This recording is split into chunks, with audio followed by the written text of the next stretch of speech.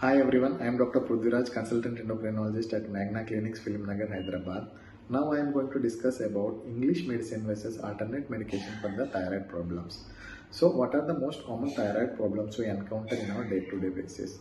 There are four common thyroid problems. One is the underfunctioning of your thyroid gland called as hypothyroidism. The second one is the overfunctioning of your thyroid gland, hyperthyroidism. The third one is the swellings in your thyroid gland called as goiter.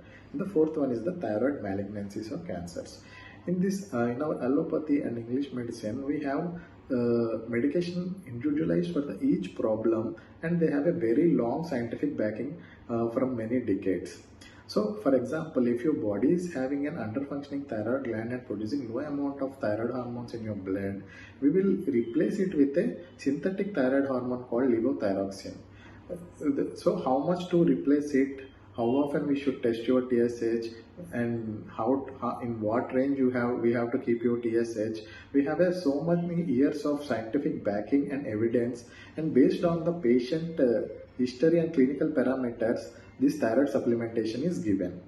And some hypothyroidism, like subclinical hypothyroidism, may not require treatment initially, and eventually they may develop overt hypothyroidism and they may require this thyroid supplementation.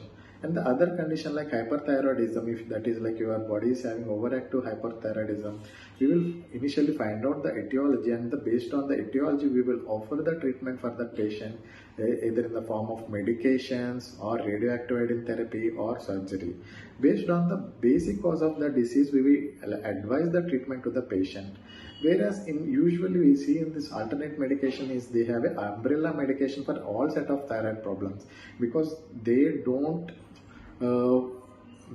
usually find the etiology or the basic cause of the problem. They usually give a umbrella medication for all the thyroid problems, supplementing them with multivitamins or ashwagandha or some forms of alternate medication. Overall, they may not benefit these patients who are actually suffering with the overt hypothyroidism, hyperthyroidism and thyroid cancers.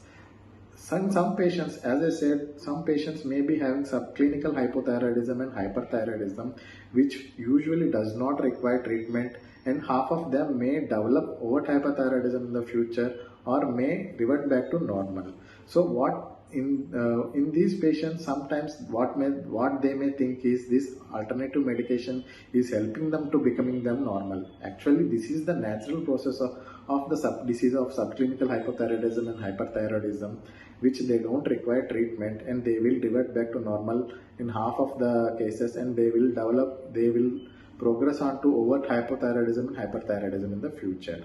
So it is important to find the etiology and to address the individualized treatment, personalized treatment, which is very much possible with the English or allopathy. Thank you very much.